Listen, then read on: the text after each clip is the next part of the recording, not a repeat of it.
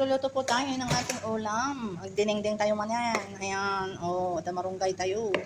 Ayan, may sitaw, kalabasa, at nandito ang ating mga sangkap. Yung prinito natin kahapon na buntot ng isda. So, ito ang sasahog natin at hindi nawawala ang ating bagoong. Ayan, nilagyan natin ng tubig kasi madaming tinik. So, yung tubig lang ang kukunin natin. Ayan. So, handa na tayong magluto. Pinakulo na natin yung tubig. Ayan, dinengdeng dati kakabsat ha. Ayan. At dengdeng tayo. Ayan, kita nyo yung tinik. Kaya nilagyan natin ng tubig. So, ayan po. Okay, lagay na natin ang ating mga sangkap. Ayan, sibuyas, bawang at saka kamatis. Ayan, takpan natin at pakuluin. Ilagay na natin ang ating kalabasa. Dinengdeng, ito yung kapsat ah. Sisida ka dinengdeng. Ang sitaw. Ayan, lagay natin ang ating sitaw. Ayan, lagay na natin ang ating purnitong isda. Okay. Lagay natin, lubog natin para yung lasa ng isda ang mapupunta sa ating sabaw. O, diba? Ayan, takpan natin at pakuluin para maluto.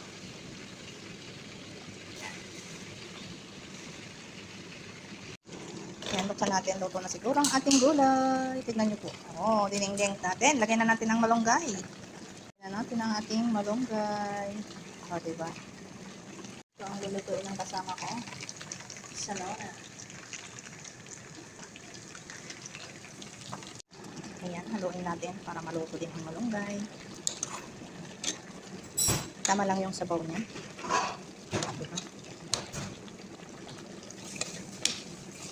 Dinengdeng na kalabasa with sitaw, malunggay. Ayan.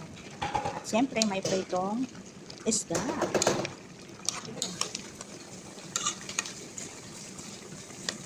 Ayan, taglit na lang. Madali lang po maluto ang malunggay. So, luto na po mga sisilot ang ating ulam. Natimplahan ko na rin ito. Nalagyan ko na ng mga seasonings. Ayan. Wow, sarap. Amoy bagoong. Diba? Yan ang ating dinengdeng.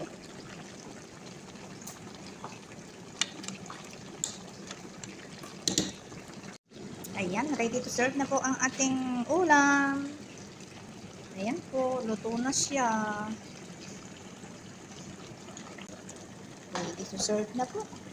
Yan lang po, hanggang dito na lang. O, diba? Yan ang ating dinengdeng. Ayan, ilalagay na natin sa ating lagayan. Hanggang dito na lang po. Maraming salamat sa inyong panonood. Bye-bye. Thank you for watching. Kainan na. Kain po tayo mga kasilab. Ayan, meron tayong pritong chicken dito. Buti nagluto tayo ng ating ulam kasi yan na nga. Fried chicken. Ayan, ito yung prinito natin kahapon. So, dinengdeng ang ulam natin. Kain na mga sisilab. Thank you Lord. Sabi nga yung pagkain, gusto ko magkamay. Kamay po tayo mga sisilab. Kainan na. Thank you Lord.